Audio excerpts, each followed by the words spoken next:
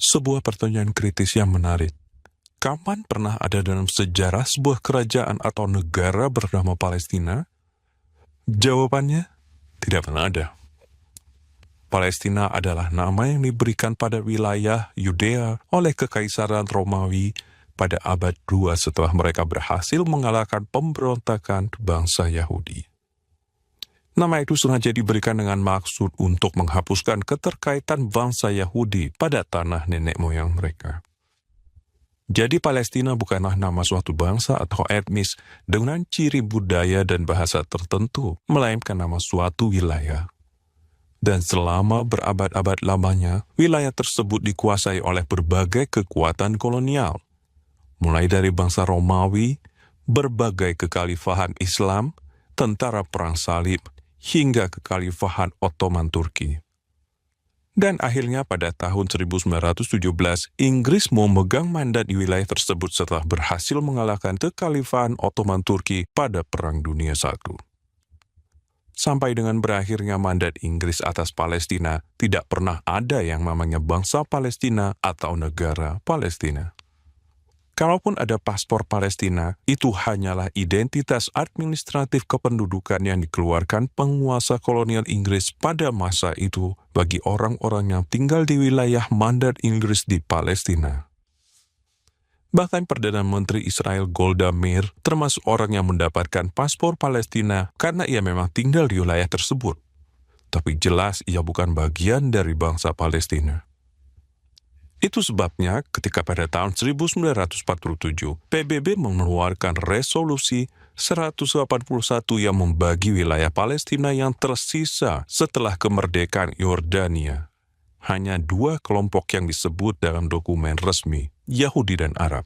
Tidak ada nama Palestina sebagai entitas bangsa, budaya, atau etnis tertentu. Tapi realitanya sekarang orang berbicara tentang bangsa Palestina yang tertindas dan ingin merdeka. Karena tahun 1947 belum ada bangsa Palestina dan sekarang ada, maka kesimpulannya bangsa Palestina adalah sebuah inovasi yang baru diciptakan setelah tahun 1947. Faktanya, dunia baru mengenal nama Palestina sebagai suatu entitas bangsa pada tahun 1964 ketika PLO atau Organisasi Pembebasan Palestina didirikan. Perlu dicatat, tujuan utama pendirian PLO adalah menghapuskan negara Israel dan mendirikan di atasnya sebuah negara baru bagi orang-orang Palestina. Gagasan ini tercermin dengan jelas dalam logo organisasi PLO yang memperlihatkan seluruh wilayah Israel sebagai negara Palestina merdeka. Jadi bagi bangsa Palestina, penghapusan negara Israel adalah prasyarat bagi pendirian negara Palestina. Atau dengan kata lain, bangsa Palestina dibentuk berdasarkan tujuan jahat untuk memusnahkan negara Israel sebelum mereka dapat merdeka sebagai bangsa. Ini menjelaskan mengapa pada tahun 1947 mereka menolak partisi dua negara yang diusulkan PBB. Padahal itu adalah kesempatan terbaik yang pernah ada untuk memiliki sebuah negara merdeka. Ini juga menjelaskan mengapa mereka selalu menolak tawaran kemerdekaan yang diberikan dalam perundingan dengan Israel, baik pada perjanjian Oslo tahun 1983 maupun di Camp David tahun 2000. Bahkan Israel sudah memberikan kesempatan penuh bagi Palestina untuk merdeka ketika pada tahun 2005 Israel menarik diri secara total dari Gaza. Tapi kesempatan itu tidak digunakan untuk membangun sebuah negara yang sejahtera dan makmur, namun malah mengubahnya menjadi pusat kekuatan teroris lengkap dengan infrastruktur terowongan bawah tanah untuk menyerang Israel. Ini semua menunjukkan bahwa bangsa Palestina tidak benar-benar menginginkan sebuah negara merdeka. Yang sebenarnya menjadi tujuan dari berdirinya bangsa Palestina adalah pemusnahan negara Israel dari peta Timur Tengah dan terusirnya bangsa Yahudi dari tanah nenek moyang mereka. Pendirian negara Palestina merdeka hanyalah bonus setelah tujuan utama itu tercapai. Itu sebabnya ketika Gaza dan wilayah Yudea Samaria atau tepi barat diduduki oleh Mesir dan Yordania sejak tahun 1949 hingga 1967, mereka tidak pernah sekalipun menuntut kemerdekaan. Tapi kini mereka menuntutnya dari Israel karena tuntutan kemerdekaan tersebut adalah dalih untuk berperang dan menghancurkan negara Israel. Fakta ini mengarahkan kita pada kesimpulan penting. Bangsa Palestina tidak dibentuk karena ikatan kesamaan ras, etnis, bahasa, atau budaya tertentu, melainkan dibentuk karena sebuah ideologi yang destruktif, yaitu pemusnahan negara Israel.